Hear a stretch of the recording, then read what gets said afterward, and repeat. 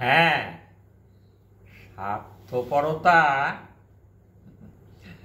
স্বার্থপরতা মানে কি জানো? স্বার্থপরতা মানে নিজে ভালো করে সুন্দর করে বাঁচা, এইটা হলো স্বার্থপরতা। কিন্তু ভালো করে বাঁচতে গেলে কি করে ভালো করে বাঁচবে? না, ভালো গুণগুলোকে অবলম্বন করে বাঁচতে হবে। সেই ভালো গুণগুলো কি কি? না, শ্রদ্ধা, ভক্তি, বিশ্বাস, এইগুলো গুরুজনদের প্রতি রাখো, দেবদেবীর প্রতি রাখো। হ্যাঁ, তবে তো।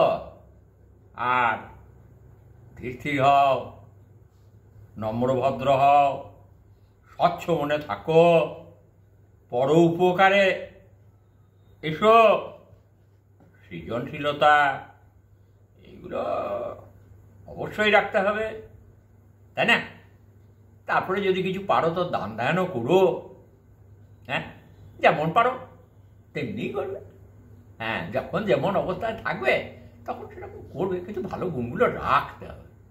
এই ভালো গুণগুলো যদি তোমার মধ্যে থাকে আর সেগুলো যদি ব্যবহারিক জীবনে কাজে লাগাও, তাহলে তার থেকে আর বড় স্বার্থপরতা কিছু নাই।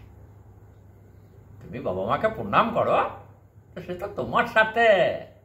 তোমার বাবা মা তোমাকে মাথায় হাত বুলিয়ে আশীর্বাদ করবে, গুরুদেব ভালো আসবে, তাই না? হ্যাঁ, কাউকে যদি কাপড় দান করো তাহলে সেও তোমাকে আশীর্বাদ করবে, ভালোবাসবে। তো ভালো কাজগুলো করো, ওইগুলো হলো আসল স্বার্থপরতা। আর ওই নিজে খাবো, নিজে পড়বো, কাউকে দেবো না, হ্যাঁ, এটা স্বার্থপরতা নয়। এটা কৃপণতা হতে পারে, লোভী হতে পারে, হ্যাঁ, কিন্তু স্বার্থপরতা নয়। ঠিক, বুঝলে? হ্যাঁ, তাহলে রাখো।